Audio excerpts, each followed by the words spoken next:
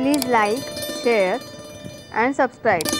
And don't forget to press the bell icon for new notifications and videos.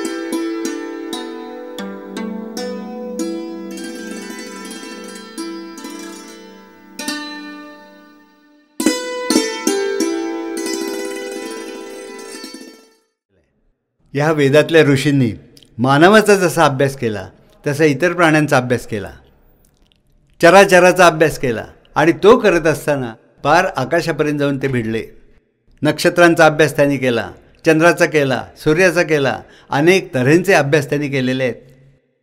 अगदी सुरुवातीला बघा, आपला हिंदुस्थान हा देश तसा शेतीप्रधान होता. शेतीसाठी पाऊस आवश्यक. हा पाऊस केव्हा पडेल ह्याचं भविष्य बघण्यासाठी या लोकांनी आकाशात बघायला सुरुवात केली. आकाशातच का बघितलं?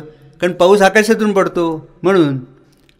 आकाशात ढग येतात, तिथून पाऊस पडतो म्हणून पाऊस पडेल की नाही आकाशात बघायचं. आणि मग कळलं ढगांच्या पार्श्वभूमीवर जे तारे दिसतात त्यांचा काही संबंध असेल म्हणून त्यांनी अभ्यास चालू केला. रोज आकाशात चंद्र बघायचे, चंद्राचं स्थान बदलतं हेही त्यांच्या लक्षात आलं आणि म्हणून चंद्राचा अभ्यास पहिल्यांदा चालू झाला. कारण चंद्राला त्यांनी मनाचा कारक म्हटलं आहे, कारण मन हे चंद्रामुळे आकर्षित होतं म्हणून चंद्र हा मनाचा कारक. इतके तारे असतात आकाशात दिसतात चमचमताना, पण चंद्र उगवला की तुम्ही ताऱ्यांकडे न बघता चंद्राकडे बघायला लागता म्हणून चंद्राला महत्त्व.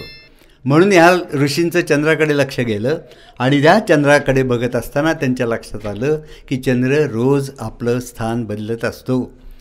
आणि बरेच दिवस, बरेच महिने किंवा बरेच वर्ष असं निरीक्षण केल्यानंतर त्यांच्या लक्षात आलं की आकाशात एवढं प्रचंड आकाश असलं तरी एका ठराविक पट्ट्यातूनच चंद्र भ्रमण करत असतो. त्या पट्ट्यावरचे त्यांनी प्रमुख ठळक तारे निवडले, त्या ताऱ्यांना नावं दिली आणि मग लक्षात आलं की एकेका ठळक ताऱ्यापाशी रोज तो चंद्र जात असतो. आणि त्या ताऱ्यांवरून त्यांनी दिवसाला नावं द्यायला सुरुवात केली. आज चित्रा नक्षत्राजवळ चंद्र दिसला म्हणून आजच्या दिवसाचं नाव चित्रा, चित्रा नक्षत्राचा दिवस. उद्या स्वातीजवळ गेला म्हणून स्वाती नक्षत्राचा दिवस असं त्याला म्हणायला लागले. मग विशाखाजवळ गेला, विशाखा नक्षत्राचा दिवस असं म्हणायला लागले. अशी नक्षत्र गणना त्यांनी चालू केली. मग लक्षात आलं की पूर्णचंद्र एकदा होतो, एकदा चंद्र पूर्ण दिसेनासा होतो. पूर्णचंद्र म्हणजेच पूर्ण इमा, इमा म्हणजे चंद्र, पूर्ण इमा म्हणून पौर्णिमा आणि तो दिवस पौर्णिमा. पूर्ण चंद्राचा दिवस म्हणजे पौर्णिमा. 15 दिवसांनी चंद्र पूर्ण लुप्त होतो, दिसेनासाच होतो. तो का दिसेनासा होतो हे वेदातल्या ऋषींनी शोधून काढलं होतं आणि म्हणूनच त्या दिवसाला अमावास्या असं नाव त्यांनी ठेवलं. अमा म्हणजे एकत्र, वास्य म्हणजे राहणं. चंद्र आणि सूर्य यांचं एकत्र राहण्याचा दिवस म्हणजे अमावास्या. हे वेदकाळी वेदातल्या ऋषींनी शोधून काढलं होतं. वेदातल्या ऋषींनी अगदी सायंटिफिक नाव दिलं. आजच्या सायन्समध्ये प्रगत सायन्स म्हणतात. या प्रगत सायन्समध्ये काय नाव योजलं आहे? न्यू मून डे, नवीन चंद्राचा दिवस. 2003च्या नोव्हेंबर महिन्यातल्या अतिप्रगत सायन्समध्ये अत्यंत अप्रगत असं नाव, अनसायंटिफिक नाव वापरलं गेलेलं आहे. अगदी उलटं, अनसायंटिफिक तर नाही, सायन्सच्या उलटं, न्यू मून डे. चंद्र कधीही नवीन येत नाही, सगळ्या आज शाळेतल्या मुलांनासुद्धा माहिती आहे. तरी पण मोठमोठे सायंटिस्ट न्यू मून डे हा शब्द वापरतात. आणि आमच्या ऋषींनी ते कारणासकट सांगितलं होतं की चंद्र सूर्याजवळ असतो म्हणून तो दिसेनासा होतो, म्हणून अमावास्या. आता हे जसं चंद्राचं त्यांनी शोधलं तसं चंद्राच्या कलांवरून दिवस मोजणं हेही त्यांनी चालू केलं. पूर्ण चंद्र लुप्त झाला ती अमावास्या. मग चंद्राची एक कोर दिसली म्हणजे एक कला दिसली ती प्रतिपदा. दुसऱ्या दिवशी दुप्पट आकार दिसला चंद्राचा, द्वितीया. तिप्पट दिसला तृतीया. चौपट दिसला चतुर्थी. मग ते 5 पट, 6 पट, 7 पट, 8 पट गेले अष्टमीपर्यंत. निम्मा चंद्र झाला. मग 9, 10, 11, 12 ते 15 झाल्यावर पूर्ण झाला. हा झाला शुक्ल पक्ष, चंद्र वाढतोय म्हणून.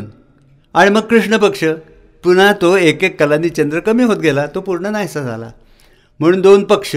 पक्ष म्हणजे काय? पंख. पक्षी उडतो, त्या पक्षाला 2 पंख असतात.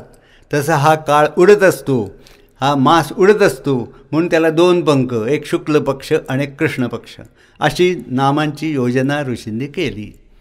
मास हा शब्द जो दिला आहे तो मास म्हणजे चंद्र या अर्थीच दिला आहे. चंद्रावरूनच मास मोजण्याची क्रिया चालू झाली. हे चंद्रावरून सगळं त्यांनी केलं आणि मग नक्षत्र आधी शोधली, तिथी शोधल्या, तिथी आणि नक्षत्र यांच्या आधारे दिवस मोजायला सुरुवात झाली. मग चंद्राच्या आधारे मास मोजायला सुरुवात झाली आणि मग चांद्रमास निर्माण झाले. पूर्णचंद्र ज्या नक्षत्राजवळ दिसेल त्याचं नाव त्या मासाला द्यायचं. अश्विनी नक्षत्राजवळ पूर्णचंद्र दिसला तर तो अश्विन मास, कृत्तिका नक्षत्राजवळ पूर्णचंद्र दिसला तो कार्तिक मास, चित्रा नक्षत्राजवळ पूर्णचंद्र दिसला चैत्र मास. असं चैत्र, वैशाख, ज्येष्ठ, आषाढ, श्रावण, भाद्रपद, अश्विन, कार्तिक हे सगळं चालू केलं. 12 महिने चालू झाले.